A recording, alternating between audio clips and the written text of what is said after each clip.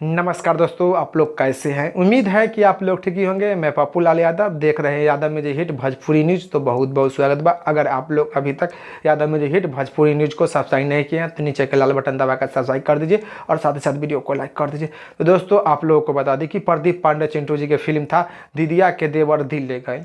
प्रदीप पांडे चिंटू जी की फिल्म था दीदिया के देवर दिल ले गए। तो दीदिया के देवर दिल ले गए फिल्म के ऑफिशियल ट्रेलर कल यानी 18 मार्च के रिलीज कर दिया गया एंटरटेनमेंट रंगीला यूट्यूब चैनल पर।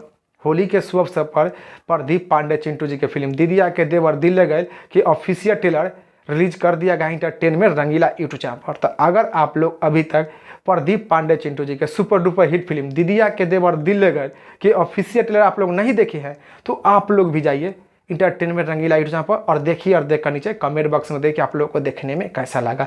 अगर जिन दर्शक लोग अभी तक प्रदीप पांडे चिंटू जी के सुपर डुपर हिट फिल्म दीदिया के देवर दिल ले गए कि ऑफिशियल ट्रेलर देख ले लेवानी, उन दर्शक लोग नीचे कमेंट के माध्यम से बताइए कि आप लोगों को देखने में कैसा लगा। अगर जिन दर्शक लोग अभी तक प्रदीप पांडे चिंटू जी के सुपर डुपर हिट फिल्म दीदिया के देवर दिल ले गए कि ऑफिशियल ट्रेलर नहीं देखे हैं तो उन दर्शक लोग से हाथ जोड़कर रिक्वेस्ट बा कि आप लोग भी जाइए एंटरटेनमेंट रंगीला यूट्यूब चैनल पर और प्रदीप पांडे चिंटू जी के सुपर डुपर हिट फिल्म दीदिया के देवर दिल ले गए कि ऑफिशियल ट्रेलर देखिए और देखकर नीचे कमेंट बॉक्स में बताइए कि आप लोग को देखने में कैसा लगा। तो आप लोग को इसी जानकारी के बारे में बताबे के रहे तो इस जानकारी के बारे में का राय बा का विचार बा नीचे कमेंट के माध्यम से बता दीजिएगा। फिलहाल में इतने, फिर से मिलेंगे अगले वीडियो में। जय हिंद, जय भोजपुरी।